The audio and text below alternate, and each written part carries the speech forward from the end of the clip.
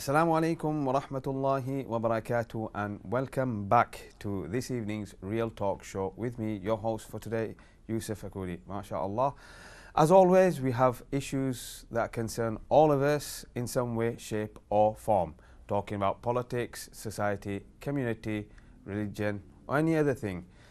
But it is something that is at the forefront of the discussion, and more importantly, today's discussion is about politics, and joining me are two very well-versed individuals in their respective fields.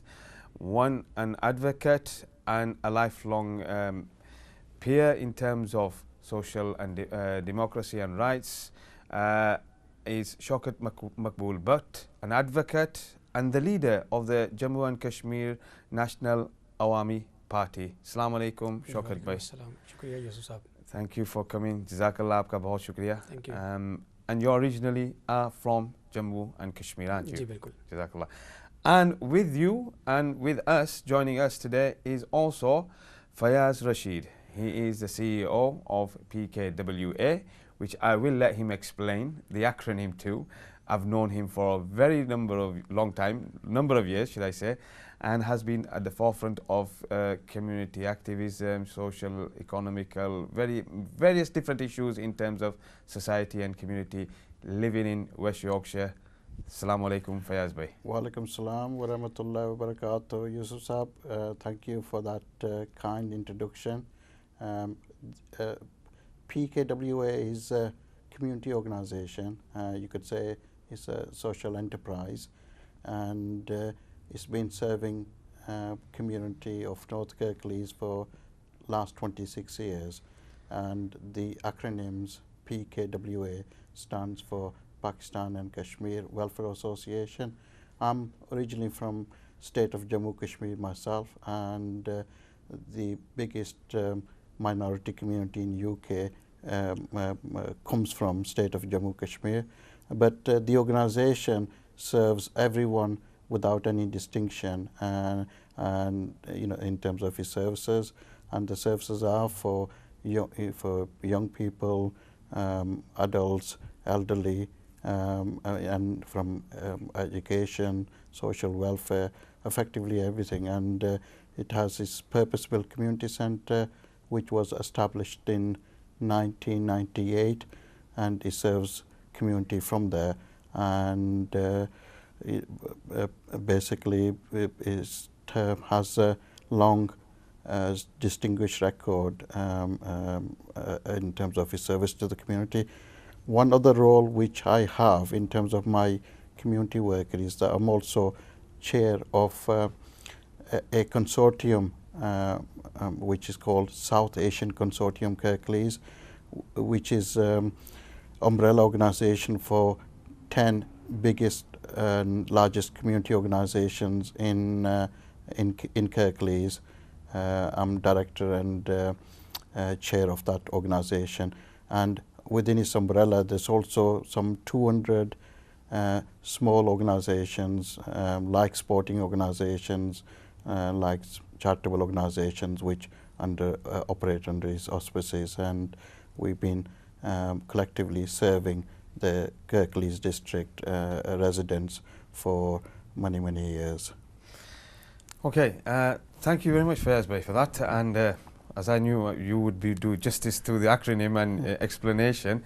However, Shaukat Maqbool Butt Saab, a leader of the JKNAP, Jammu Kashmir National Awami Party, आप थोड़ा आपके बारे में बताइए, और पहले सबसे आप दोनों से सवाल करता हूँ. I'll ask both of you, and सबसे पहले शौकत भाई आपसे मैं सवाल करता हूँ कि मसला कश्मीर है क्या? For many of our viewers right now at home, everybody watching at home, they'll think Kashmir, it's, what is it? India occupied Kashmir, Pakistan, bit of China. What's going on there? Why is there so much violence or political unrest and stability? What's the historical background to it? Give us some context to it. जी साहब, बहुत शुक्रिया, आपने बड़ा brief जो है वो question किया. मैं कोशिश करूँगा कि इसके तमाम पस मंज़र के ऊपर जो रोशनी डाल सकूँ, और जो आपके व्यूवर्स हैं वो ان کی تسلی ہو سکے اس جواب سے. دیکھیے پہلی بات تو یہ کہ جب 1947 میں برطانیہ جو ہے وہ جب ہندوستان چھوڑ رہا تھا اور ہندوستان میں 2 نئی مملکتیں جو ہیں وقوع پذیر ہوئی تھیں بھارت اور پاکستان کے نام سے, تو چونکہ وہ جو انڈین یونین تھی اس میں تقریباً 550 سے زائد پرنسلی اسٹیٹس بھی موجود تھیں جنہیں ٹائم ٹو ٹائم جو ہے وہ انگریز سرکار نے جو ہے وہ اپنے اس یونین کا حصہ بنایا اور ان کے ساتھ مختلف ٹریٹیز کی. لیکن جس وقت وہ وہاں سے جا رہے تھے تو وہ ٹریٹیز چونکہ ختم ہو رہی تھیں تو وہ ساری کی ساری ریاستیں جو ہیں وہ انڈیپینڈنٹ ہو رہی تھیں. میں آپ کو روکتا ہوں, تو ہسٹوریکلی میں اتنا تاریخی 1946 اور ہندوستان اور بھارتی انگریز کا حکومت پرنسلی اسٹیٹس, اس کا تھوڑا ایلیبوریشن. ایکچولی آپ جانتے ہیں کہ اگر آپ کو اس خطے کی ہسٹری کا اگر آپ کو پتہ ہو تو وہاں پہ چھوٹی چھوٹی ریاستیں تھیں جن کے ہیڈ جو ہے وہ راجے مہاراجے جو ہے وہ اس کے ہیڈ تھے, نوابین ان کے ہیڈس تھے. تو وہ جو میں بتانا چاہ رہا ہوں آپ کو, میرا خیال ہے کہ اگر میں اس کو تھوڑی سی اس کی پراپرلی میں اگر آپ کو ایلیبوریٹ کر سکوں تو وہ بڑی آسانی ہوگی ساری چیزوں کو سمجھنے میں. ان پرنسلی اسٹیٹس کے لیے یہ طے کیا گیا انڈین انڈیپینڈنس ایکٹ میں, جو اس وقت بنایا گیا تھا نیشنل کانگریس اور مسلم لیگ کی جو ہے وہ مرضی اور منشا کے مطابق. اس میں یہ طے کیا گیا تھا کہ پرنسلی اسٹیٹس جو ہیں یہ جو 2 نئی مملکتیں ہیں بھارت اور پاکستان کے نام سے, یہ ان کے ساتھ ایکسیڈ بھی کر سکتی ہیں یا یہ اپنی ایک انڈیپینڈنٹ اپنی حیثیت کو بھی جو ہے برقرار رکھ سکتی ہیں.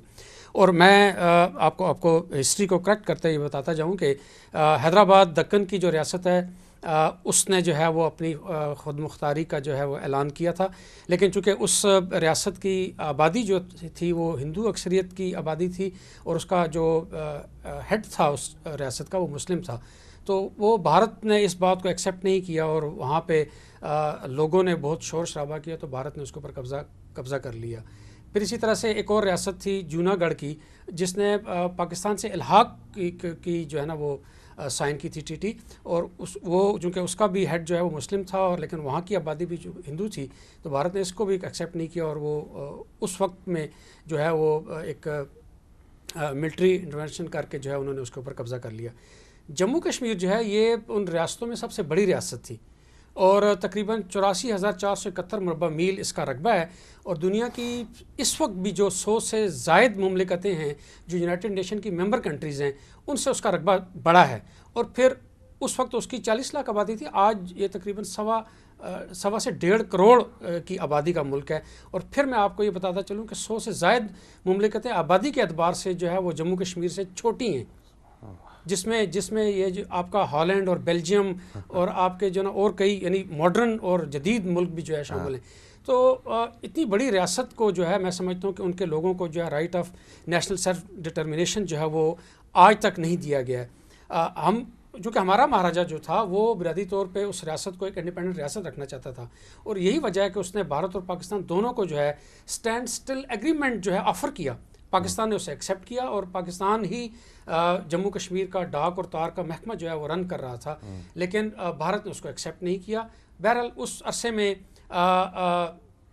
جب پاکستان نے یہ دیکھا کہ بھارت نے 2 ریاستوں کے اوپر حیدرآباد اور جونا گڑھ کی ریاست کے اوپر بزور طاقت قبضہ کر لیا ہے, تو انہوں نے بھی اسی طرح کی ایک ایکسرسائز کرنے کی کوشش کی اور مظفر آباد کے ایک خطے سے اور میرپور کے خطے سے انہوں نے قبائلی لشکرز جو ہے وہ جتھے جو ہے وہ انہوں نے جموں کشمیر کے اندر داخل کیے اور بنیادی طور پہ جو ہے ایک جنگی ماحول پیدا کر دیا اور وہ قبضہ اس خطے کو جو ہے نا قابض ہونا شروع کر دیا. ایسے میں مہاراجہ جو ہے وہاں سے بھاگا اور وہ ہندوستان کے پاس گیا اور اس نے ہندوستان کو کہا کہ میری مدد کیجیے, میرے ملک کے اوپر جو ہے قبضہ جو ہے وہ پاکستان سے جو قبائلی لشکر آئے ہیں وہ قبضہ کر رہے ہیں میرے ملک کے اوپر. تو انہوں نے کہا جی کہ ہم تو آپ کی کوئی مدد نہیں کر سکتے اس پہ, کیونکہ ہمارا آپ کے ساتھ کوئی قانونی تعلق نہیں ہے, ہماری آپ کے درمیان کوئی ٹریٹی موجود نہیں ہے. تو اس پہ پھر انہوں نے ایک عارضی ایگریمنٹ کیا ایکسیشن کا کہ حالات کے ٹھیک ہو جانے کے بعد جو ہے پھر ہم نئی ٹرمز اینڈ کنڈیشن اس کے اوپر طے کریں گے, لیکن انہوں نے ایک ایکسیشن ٹریٹی ان کے ساتھ سائن کی اور جس کی بنیاد کے اوپر جو ہے 27 اکتوبر 1948 کو جو ہے وہ بھارت نے جو ہے وہاں پہ اپنی جو ہے نا فوجیں داخل کیں اور یوں یہ وہ جو جنگ ہوئی اس جنگ میں फिर भारत ही जो है उस मसले को जो है, क्योंकि जंगी हालात थे, लोग मर रहे थे, मारे जा रहे थे, उस यूनाइटेड नेशन में गया और उसने ये बताया कि जी ये मसला इस तरह से है। उसके ऊपर फिर जो है जम्मू कश्मीर के उस मसले के ऊपर जो है फिर कई करारदादें पास हुई। उसमें 13 अगस्त 1948 को जो करारदाद पास हुई उसमें ये कहा गया कि जम्मू कश्मीर के मसले का जो हल है वो एक लामहदूद राइट ऑफ सेल्फ डिटर्मिनेशन में है और लोगों को ये हक मिलना चाहिए कि वो अपने फ्यूचर स्टेटस को मुतय्यन कर सकें। तो बहरहाल वो बाद में हुआ तो कुछ भी नहीं, लेकिन ये कि चूँकि सीज़ फायर हुआ उसी यूनाइटेड नेशन में जाने की वजह से मसले को सीज़ फायर हुआ, उसमें ये हुआ कि जो फ़ौजें जहाँ पे थी वो वहाँ पे उस वक्त मौजूद रहीं और वो स्टिल आज तक उसी जगहों के ऊपर जो है मौजूद है। और उससे क्या हुआ कि जम्मू कश्मीर जो है उसके सेंटर से जो है एक लाइन खिंच गई जिसको आज जो है भारत और पाकिस्तान LOC कहते हैं, लाइन ऑफ एक्चुअल कंट्रोल। तो हमारी रियासत जो है वो तो मुनकसिम हो चुकी है और हम ये ख्वाब देख रहे हैं कि जम्मू कश्मीर जो है हमें उसको जो है एक मरतबा फिर जो है रीयूनाइट करना है और जम्मू कश्मीर के लोगों को उनका जो हकीकी हक़ आज़ादी है वो उनको मिलना चाहिए और जम्मू कश्मीर के लोगों को जो है हकीकी हक़ आज़ादी जो है और राइट ऑफ सेल्फ डिटर्मिनेशन के ज़रिए मिलना चाहिए। ये उनका हक़ है कि वो ये तय करें कि उनका बेटर फ्यूचर जो है वो क्या होगा। उन्हें हिंदुस्तान के साथ जाना है, उन्हें पाकिस्तान के साथ जाना है या फिर अपनी एक आज़ाद हैसियत को जो है बरकरार रखना है। Okay.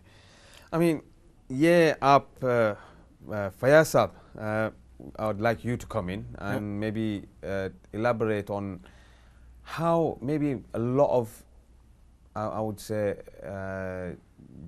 Jammu Kashmiris in the UK and the diaspora here feel about what's going on. I mean, you see these images, you see the news, you see the social media posts coming, and the next question I'd ask you, and maybe Shaukat Bhai Maqbool will give a deeper in length answer. You as a British national and you working here with various different communities and organizations which you've just said, what do you see the role of India in this and Pakistan mainly, and how this can, as Shaukat Bhai said, uniting Jammu and Kashmir? Yusuf Saab, what I would say is firstly that Kashmiri people have been asking for a basic right for almost 70 years now, which is that Kashmiri people should determine the state's own future. So it's a very simple thing. It's not asking for anything significant, that basic human rights which exist globally that should be offered to Kashmiri people in terms of determine what was sovereign state before 47. The consequences of not having that is that you've got two states, Pakistan on one hand and India on the other hand, both nuclear power states which have had some wars between themselves over this issue. There's a big military build-up which is spending extraordinary amount of GDP's funds, utilized for armaments, and it benefits no one. The poor are getting poorer. The food from poor people's mouth is spent on military budgets, and that doesn't serve the citizens of Pakistan or India. In fact, the nuclear weapons are so much in quantity that you can destroy the states multiple times over. So what is the purpose? It serves no purpose. And whilst the line of control has existed, it has divided the families who can't travel across the line of control. In today's modern world, somebody can travel from UK to the other part of the world without any difficulty, while Kashmiri families are divided, and it causes untold misery. The other biggest impact is that people who live on each side of line of control, when there's a constant shelling between the two armies, the innocent Kashmiris are the victims of that shelling, and any excursions across the line of control, again, the sufferers are poor Kashmiris. And so that's the kind of international context of the difficulties for that. And then the Kashmiri diaspora, which is kind of biggest minority ethnic community in UK, any hostilities which are there impact on here. And so the Kashmiris want simply a plebiscite so that they can determine their own future, and if that is accorded to the Kashmiri peoples, there could be peace in the Asian subcontinent. And also the Kashmiri peace-loving people